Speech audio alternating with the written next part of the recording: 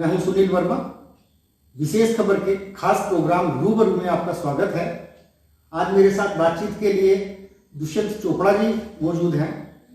दुष्यंत जी का परिचय करा दूं। दृष्टिकोण मीडिया नाम से एक सर्वे एजेंसी है।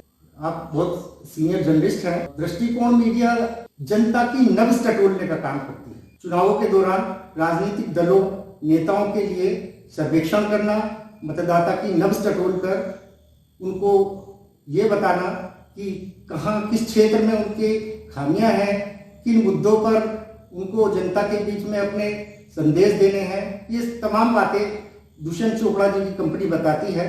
दुष्यंत जी, स्वागत है आपका हमारे खास कार्यक्रम में।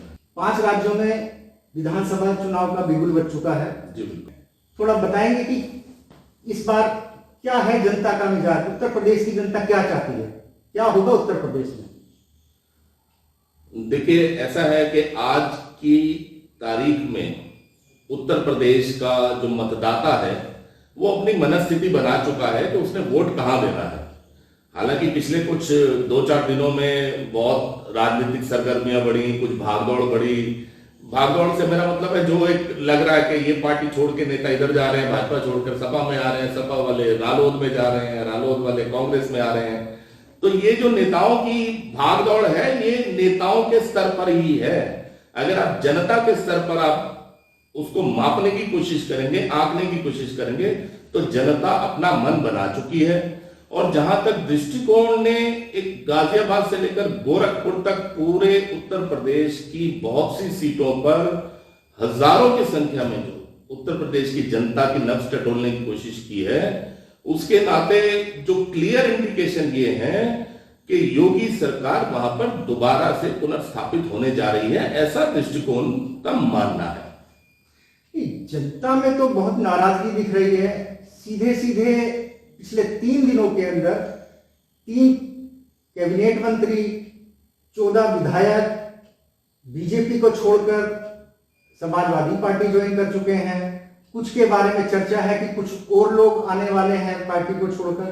तो इसको कैसे हम मतलब समझ पाएंगे कि आपके भीतर जो आपके राजनीतिक सहयोगी हैं या आपकी पार्टी के नेता हैं, जब वो इतने असंतुष्ट हैं, तो कैसे समझें इसको कि इसका गणित थोड़ा समझ में नहीं आ रहा? थोड़ा सा इसको स्पष्ट करेंगे। देखिए, जो आपने कहा आपकी पार्टी में डिफरेंट सभी पार्टियों की बात कर रहा हूं, और मैंने बड़ा स्पष्ट बताया कि ये जो भागदौड़ का जिक्र आपने किया कि भाजपा के इतने लोग मंत्री छोड़कर चले गए या विधायक छोड़कर चले गए, ये भागदौड़ सिर्फ उन नेताओं और नेताओं के स्तर पर है। जनता के अगर आप मन की बात करेंगे, वहां भागदौड़ की स्थिति नहीं है, यह मेरा मानना है। क्योंकि आप देखेंगे कि ये मीडिया का बनाया हुआ नैरेटिव है, जो इलेक्ट्रॉनिक मीडिया कह लीजिए, भले वो प्रिंट मीडिया कह लीजिए, आज की डेट में जो मीडिया है वो ये नैरेटिव बनाने की कोशिश कर रहा है कि भाजपा में भगदड़ मच गई है। लेकिन आप देखेंगे कि रोज अगर भाजपा अगर आप ये भगदड़ को ही आप कंसिडरेशन करके चलेंगे, तो अगर भाजपा के कुछ नेता, मंत्री या विधायक पार्टी छोड़कर जा रहे हैं, तो बसपा से, सपा से, रालोद से भी बहुत से ऐसे लोग हैं जिन्होंने अपनी पार्टियां छोड़ी हैं और भाजपा का दामन थामा है। तो ये आना जाना इधर से उधर, ये चुनाव के समय की एक स्वाभाविक प्रक्रिया है। नहीं, मैं थोड़ा सा इसका गणित समझना चाहता हूं। अगर जनता खुश है तो ऐसे कौन से मुद्दे हैं, ऐसा क्या काम है जिनकी वजह से जनता फिर दोबारा योगी सरकार को या भारतीय जनता पार्टी को सत्ता दोबारा सौंपने की जा रही है? इसके पीछे थोड़ा गणित समझाएंगे। क्या ऐसे कौन से मुद्दे हैं, कौन से काम हैं? देखिए, इसकी शुरुआत मैं यहां से करूंगा कि जब योगी आदित्यनाथ ने यहां पर उत्तर प्रदेश में मुख्यमंत्री की कुर्सी संभाली, उस समय तक वो मुख्यमंत्री की रेस में कहीं नहीं थे। 2017 का चुनाव पूरी तरह से भाजपा ने अमित शाह की रणनीति और प्रधानमंत्री नरेंद्र मोदी के चेहरे के ऊपर जीता। लेकिन वो 2017 की जो जीत थी वो एक मध्य पड़ाव था। मध्य पड़ाव मैं इसलिए कह रहा हूं कि जहां 2014 में लोकसभा चुनाव में उत्तर प्रदेश ने प्रचंड बहुमत दिया भाजपा को, 80 में से 73 सीटें दी। उसके बाद जब 2017 का विधानसभा चुनाव आया, उस समय भाजपा को जो 312 सीटें क्लियर अपने और 325 के आसपास जो सीटें अपने सभी साथी दलों के साथ में मिलकर मिली, तब तक योगी आदित्यनाथ तो कहीं पिक्चर में नहीं थे। लेकिन जब योगी जी ने सत्ता संभाली और उसके बाद जो उन्होंने काम किए, तो वो जो मोदी जी का जलवा था उसके साथ में योगी जी का भी जलवा जुड़ गया। वो जुड़ने का ही परिणाम था कि 2014 की जीत, 2017 की जीत, उसके बाद 2019 का भी जब लोकसभा चुनाव आया तो भाजपा ने जीत की तिकड़ी उत्तर प्रदेश में लगाई। तब जबकि सपा और बसपा दोनों ने मिलकर लोकसभा का चुनाव लड़ा और ये कहा जा रहा था, सभी यही इलेक्ट्रॉनिक चैनल जो आज बीजेपी में भगदड़ की बात करते हैं, ये उस समय बोला करते थे, चीख चीख कर बोलते थे कि ये तो ऐतिहासिक गठबंधन हो गया सपा और बसपा का, बुआ और बबुआ की जो गठबंधन है ये भाजपा का सुपड़ा साफ कर देगी। लेकिन उसके बावजूद भी भाजपा ने 60 से ज्यादा सीटें जीती। सपा तो 5 की 5 पे रही, मलाई खा गए बहुजन समाज पार्टी। मायावती जो 2014 में एक भी सीट जीतने में कामयाब नहीं हुई थी, 2019 में उनको 10 लोकसभा की सीटें मिली। लेकिन भाजपा का क्या नुकसान हुआ? भाजपा तो फिर भी 60 से ज्यादा सीटें लेकर आई। तो वही जलवा जो मोदी और योगी का एक सम्मिलित जो रूप एडमिनिस्ट्रेटिव लेवल पर भी और आप कहें उसको सांकेतिक रूप से मैं कहूंगा कि कहीं ना कहीं जो भावनाएं भी जुड़ी उत्तर प्रदेश की जनता की, वही 2022 के चुनाव में भी भाजपा की जीत का मार्ग प्रशस्त कर रही है। कानून व्यवस्था है, इसके ऊपर जो गुणात्मक सुधार पिछले 5 सालों में आया है, ये सबसे बड़ा फैक्टर बनने जा रहा है। ऊपरी तौर पर कितने भी नेता इधर से उधर भागते रहे, दौड़ते रहे, जनता ने हमारा अपना ये मानना है, हमारा अपना ये आकलन है, जो कि हमें विश्वास है कि 10 तारीख को नतीजों में भी तब्दील होगा। यूपी की जनता ने मन बना रखा, वो योगी जी को दोबारा से मुख्यमंत्री बनाने जा रहे हैं। समाजवादी पार्टी के बारे में कहा जा रहा है इस बार मुख्य भारतीय जनता पार्टी के साथ जो इस बार फाइट है समाजवादी पार्टी की है, इससे कितने सहमत है? और क्या लगता है कि समाजवादी पार्टी कहीं इस स्थिति में है कि वो सरकार बना ले या भारतीय जनता पार्टी को चुनौती दे सके उत्तर प्रदेश में? देखिए, आपकी इस बात से, आधी बात से तो मैं सहमत हूं कि हाँ, भाजपा के साथ अगर हम मुकाबले की बात करें तो जो 3 प्रमुख विपक्षी दल, जहां तक उत्तर प्रदेश का सवाल है, समाजवादी पार्टी, बहुजन समाज पार्टी और कांग्रेस पार्टी, इन तीनों में समाजवादी पार्टी मुख्य रूप से आज एक प्रतिद्वंदी के तौर पर भाजपा के सामने उभर कर आई है। लेकिन हम बसपा को भी कम नहीं आंक सकते।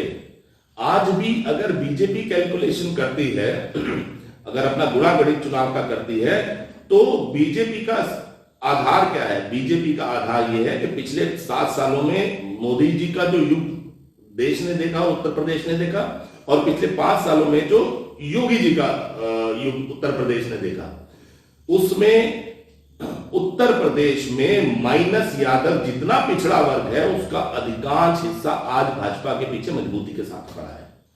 तो इससे यह बात तो साबित होती है कि आप कुछ भी कहें, समाजवादी पार्टी आज भी यादवों की सबसे बड़ी पार्टी, पसंदीदा पार्टी है। और अगर आप जाटव दलितों में जाटव समाज देखेंगे तो बीजेपी बसपा का कोर वोटर है। अब इनका गुणागणित क्या है कि हम किसी तरह से दलित प्लस मुस्लिम बना लें या यादव प्लस मुस्लिम बना लें, एमवाई फैक्टर हो जाए या फिर वहां पर डीएम फैक्टर हो जाए, तो दोनों उसी गुणागणित में लगे हैं। आप जब तक टिकटों का अभी बंटवारा हो रहा है, टिकटें डिक्लेयर हो रही हैं, आप देखेंगे कि दोनों दलों में सबसे बड़ी होड़ इस बात की होगी कि कितने ज्यादा से ज्यादा पिछड़ों को और मुस्लिम वर्ग के प्रत्याशियों को खड़ा किया जा सके, ताकि मुस्लिम वोटों पर कब्जा जमाया जा सके। इस बार उत्तर प्रदेश की सियासत में एक नई एंट्री हुई है आम आदमी पार्टी की। बड़े जोर शोर से उनके उत्तर प्रदेश के प्रभारी संजय सिंह लगे हुए हैं पिछले कई महीनों से। क्या लगता है, क्या भूमिका रहेगी? वोट कटवा साबित होंगे या कुछ कर दिखाएंगे, या समाजवादी पार्टी या कांग्रेस या बहुजन समाज पार्टी, किसको लाभ मिलने वाला है उनकी सक्रियता से? देखिए जी, राजनीति में अपने पैर और पंख पसारने का अधिकार हर राजनीतिक पार्टी को है। लेकिन कोई भी राजनीतिक पार्टी जब किसी अपने कोर एरिया से निकलकर देश में अपना स्फीयर, अपना पैर पसारने की कोशिश करती है, तो उसको सबसे बड़ी जरूरत होती है संगठनिक ढांचा खड़ा करने की। और आम आदमी पार्टी के पास संगठनिक ढांचे के नाम पर कुछ नहीं है, नीलबटा सन्नाटा। अगर उत्तर प्रदेश में वो ये ख्वाब देखते हैं कि आम आदमी पार्टी की सरकार आएगी तो मुख्यमंत्री होंगे केजरीवाल, पंजाब में वो ख्वाब देखते हैं कि आम आदमी पार्टी की सरकार आएगी तो मुख्यमंत्री का प्रत्याशी केजरीवाल, गोवा में वो ख्वाब देखते हैं आम आदमी पार्टी की सरकार आएगी तो मुख्यमंत्री का चेहरा केजरीवाल। अब केजरीवाल के पास अलावा उनके पास कुछ है ही, और केजरीवाल स्वयं में अब इतने ज्यादा महत्वाकांक्षी हैं, इतना ज्यादा महत्वाकांक्षी से भी ऊपर उच्चाकांक्षी हैं कि उनको अपने अलावा कोई नजर नहीं आता। आप देखिए आम आदमी पार्टी की शुरुआत जन्म जब हुआ था तब आप कितने नाम ले लीजिए, आप कुमार विश्वास का नाम ले लीजिए, आप जो पत्रकार आशुतोष हैं वो भी कभी ख्वाब देखा करते थे, ऐसे कितने नाम हैं, लेकिन सबको उन्होंने दरकिनार कर दिया। आज उनके पास 2-3 लोग हैं, पंजाब में राघव चड्ढा जा रहे हैं, जहां पिछली बार संजय सिंह जाकर मार खाकर आए थे, इस बार राघव चड्ढा की पंजाब में पिटाई हुई थी। अब वही काम संजय सिंह यहां पर कर रहे हैं। दुष्यंत जी, इसका एक नया पहलू सामने आया है। आम आदमी पार्टी की उत्तर प्रदेश चुनाव में जो एंट्री हुई है उसके बाद एक नया आप देखने को मिलेगा कि बिजली 300 यूनिट फ्री, युवाओं को जब तक नौकरी नहीं लगती 5,000 रुपए उनके खाते में जाएंगे। इसी पैटर्न पर समाजवादी पार्टी ने मुफ्त देने की बहुत सारी घोषणाएं कर दी हैं। उसी लाइन पर चलते हुए कांग्रेस ने भी बहुत सारी घोषणाएं कर दी हैं। तो एक जो नया पैटर्न डेवलप हुआ है इस चुनाव में, तो उसका भारतीय जनता पार्टी को कितना नुकसान होगा, इसको किस नजरिए से हम समझ सकते हैं? देखिए, सब जगह पर चुनावी मुद्दे अलग होते हैं, लेकिन ये जो मुफ्त की रेवड़ियां बांटने की जो एक परंपरा अरविंद केजरीवाल जी ने दिल्ली से शुरुआत करके बाकी सब जगह, जैसे वो पंजाब में कहते हैं मैं हर महिला को 2,000 रुपए दूंगा, यहां कहते हैं 300 यूनिट दूंगा। लेकिन आप एक बात मान लीजिए कि सरकार कुछ भी किसी को मुफ्त में नहीं देती है, वो भले आम आदमी पार्टी की सरकार हो, भले भारतीय जनता पार्टी की सरकार हो। आप पैसा तो जनता से ही लिया जाएगा ना, इस मत में मुफ्त दे देंगे तो दूसरी मत में कोई चीज टैक्स बढ़ जाएगी, किसी ना किसी रूप में वो पैसा आना तो जनता से ही है ना। तो आम आदमी पार्टी ने अपनी जेब से तो नहीं देना, अपना खेत बेचकर तो अरविंद केजरीवाल को देने वाले नहीं है। 300 यूनिट देंगे तो यूपी की जनता से ही।